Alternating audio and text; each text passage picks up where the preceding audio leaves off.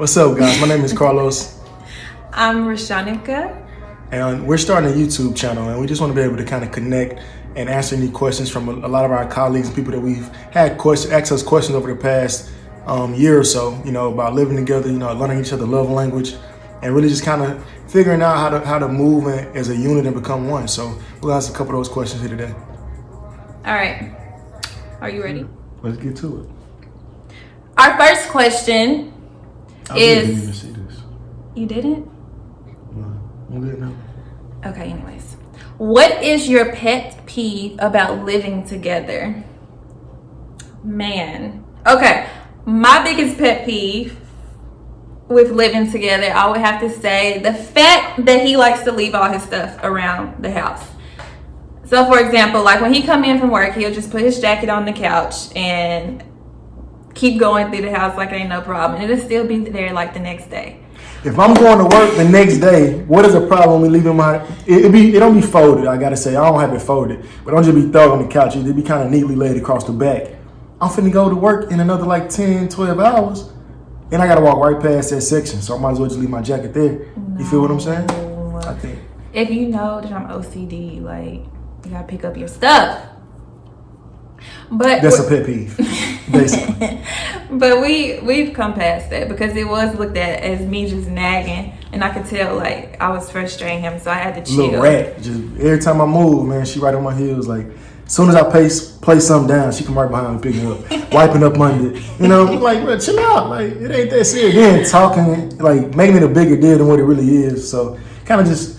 It was more of me living with my mom or something. You dig what I'm saying? So that's why I was kind of a pet peeve. But now, I mean, it's what I always wanted. I wanted somebody that was like super clean, and I never realized what I was getting myself into this situation. So it was like you got to pick your poison. Either you want somebody clean like this, or you can have somebody who don't really clean a lot. So I'm good where I'm at. So what would be your pet peeve for me? That's it. A little rat. Just every time I'm telling y'all, man. Every time I would move for like the first 2 months. Every time I move, why you put this there? Why you put that there? Or this don't go right there, this go right here. Or I'll put something down. I'm coming right back to it, y'all. I'll place my keys on the bar, run to the bathroom, come back out, my keys gone. I'm like, bro, where my keys at? Oh, I'll put them where they supposed to be. Like, hey, come on now. Well, we've grown from that. Yeah, for sure. We definitely got that understood. We talked about that. Our next question. What's your love language? You know all the love languages, so list them. You state them. I know it's 5. You got your like words of physical, words of affirmation, gifts. acts of service. Yeah, acts of service. Quality time. And quality time. Yeah. So it's 5 love languages. If you don't know them. I had to get a little help, but that's a great book. It's called The 5 Love Languages, man. If you haven't read that book, that's a great book to read if you're in a relationship or a marriage, or even a single person looking to understand different love languages, man. So you already know. I found out about the book as a single, and I was going through it and reading it with a group of people, man, and it was a great read, So I think that helped us come together. My love language, I would have to say, would be touch. I feel it touchy. Physical touch. Physical touch. I like being touched and rubbed on a little bit. You dig what I'm saying? And probably acts of service. I like being able to just see things being done the way I want them done, and it's being done because she know that's how I want it done. You know what I'm saying? That's me saying, that's her telling me she loved me without me having to say it. What's yours? Like washing your clothes or something like that. Yeah, or fixing me some food. She don't cook, y'all, so fixing me food throughout the week. I come home to a home cooked meal. And it's in my dinner in the microwave or something. That's a great act of service that shows me, we getting there. Yeah, because I didn't cook, y'all. I don't know how to. Well, I didn't know how to cook until I got with him. The right man to bring some stuff out of you. Get you the right one, ladies. That's true. What's my love language? It would definitely be words of affirmation. Yeah, for sure. I like unexpected things, unexpected notes. I know a lot of times, like, I'll tell him, like, you can tell me you love me today. Or I'll get in front of him and be like, do you like this? Or just because I want to hear it from him. Which he do most of the time, like, praise me all the time. But that would be one of my love languages for sure. I think it's good to know those. Yeah. It's really good to know those. Because coming from in the beginning, this is my first relationship. And so if I didn't realize that her love language was affirmations, then it would be hard for me to show her that I love her, because I can do the acts of service that shows me you love me, but that's not her love language. So me expressing those things, so I know a lot of fellas, we get tired of having to say certain things, or we like, girl, I do this, and you already supposed to know this and this, but that's not their love language. So they love differently. And when you understand the way that somebody loves, it allows you to love them a lot easier. So getting those love languages understood is huge. It's important prior to getting together in a relationship. For sure. Question for you. What do you like most about me? What do I like most? What do you like most about Shun? What do you like about Shun the most? If I had to pick one thing, I would definitely say you kind of, I wouldn't say you're hard on yourself, but I can't think of the proper name right now. But she like, I don't have to say a lot of stuff, because a lot of things like what is it called? Self-recognition or self-realization, right? Yeah. She realizes things that she needs to work on, and she's willing and usually works on them before I even, like, I have a thought, be like, dang, by tomorrow it's fixed. I'm like, okay, I see you, God. You feel me? But I think those are things that was important for me, because I ain't never been in a relationship and I always nag. Well, I ain't nag, but a lot of females will tell me in the past that, like, dang, you want somebody perfect, or when in reality, I'm just trying to help you in my head. You dig what I'm saying? So for us, that was a huge thing that allowed me to learn, like, okay, you ain't always got to say something. I'm going to recognize it, that I recognize what the things I need to work on. Yeah. Yeah. Next question. What's your definition of cheating or flirting? We don't have this problem. No, do we? Why? Do we?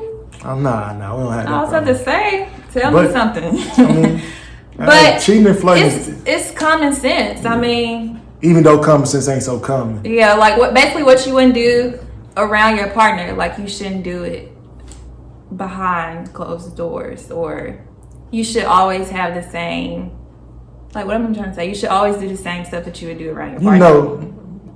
I almost said, I can't. When you ain't doing something you ain't supposed to be doing. Yeah. Male, female, don't matter. It's just the human nature. You know what I'm saying? Like, I'm a naturally flirt. Like, I don't even realize I'm always flirting. It's just natural communicating with people and other sexes. But at the same time, like, I'll let you know I got a girlfriend. And I won't do anything that I wouldn't do if she was right there. So whatever I'm saying to you, when you go back and tell her, she'll be able to know, okay, he said this or he didn't say that, because I do the same thing when she's around. Yeah, I believe that. No, I'm saying, I'm saying I really do. Like, I'm saying, like, we have trust. Like, I don't feel like I can't trust you. Like, yeah. Out of all people in my life, I feel like I trust you the most. I gotta say, because if it's something that's intriguing or something, I'll probably point it out to her, to be honest with you, And we do that. Like, if you don't like something, be like, check yourself. Mm-hmm. Next question. What are your feelings about having a friendship with exes? No, absolutely not. I come at that from a different angle. I totally agree. If you know who your ex is, so if there's somebody who still got feelings for you trying to get with you, I think it's kind of iffy, because from a business perspective, I'm your first relationship, so that don't matter at any point. It does. It's right. That's true. But from I'll take this into consideration as a business decision. If your ex, let's say your ex is a marketing director or something, she's great at marketing, and you need marketing done, why wouldn't you go to her? Right? If she's great at that, y'all already have that rapport. We'll find somebody else. It just depends. Now, like, if you know she's feeling you still, or you still got something with her, then you got to follow your spirit and move around a little different. But at the same time, if you don't burn no bridges, hey. Next question. What is your best and worst qualities in your relationship? You want to start with the worst or the best? The worst is easily communication. Yeah. Easily communication. And we talked about that prior to getting together, that communication should be number one in a relationship. We were great communicators before we got together. We were both great communicators. It's just we came under the same roof, and it was just And I think that's when your communication is really tested. That's when you know if you're a true communicator or not.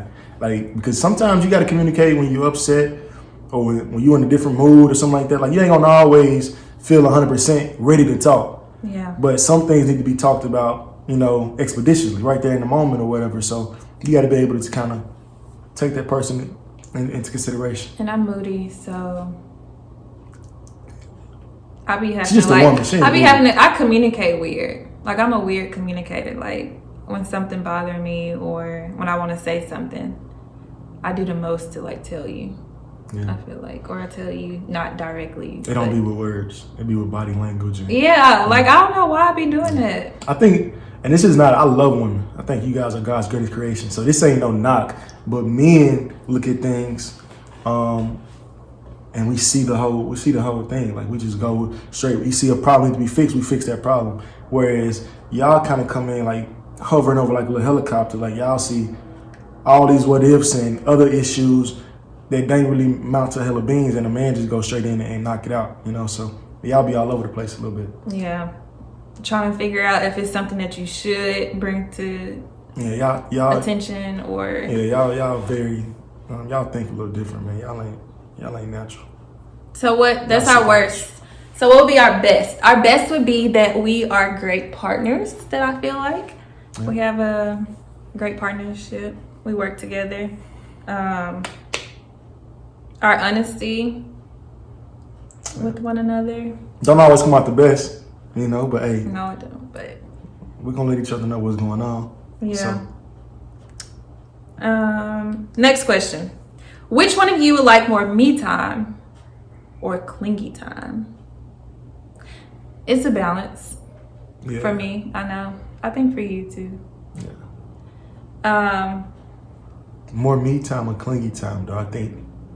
It just depends what's going on, because I think for me, my me time is when I'm in deep thought.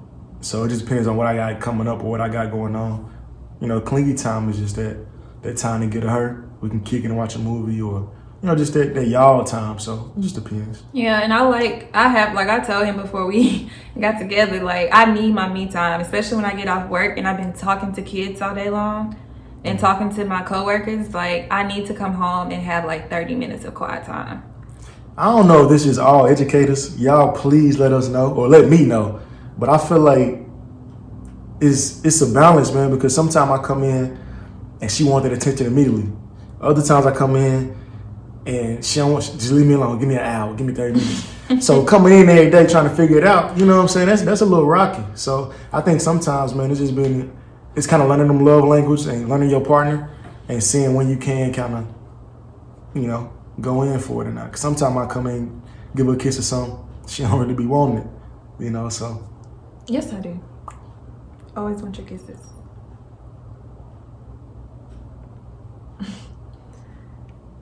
All right, those were all the questions that were asked. Do you want to ask any questions that we've gotten out in public every time we go out in public, especially in our hometown? No, I think everybody already. I don't know. Those are great questions. What Thank about you guys. Us really getting to know each other before we got together? Yeah. She ain't give me the job. Stop. We're not gonna talk about that. For a long time. For a long time. You made me lose my train of thought. We took out half of the year to really get to know one another and to focus on one another, what our wants, our needs, basically like our love languages. He brought that to my attention because like I didn't even know that existed until he was like, what are your love languages? Where do you what else would you had me create like that little goal thing? Yeah. And like physical needs. Yeah, y'all. Those are create like this little physical need thing, like goals about what I was wanting in relationships and stuff. And right then and there, I was like, oh yeah, like.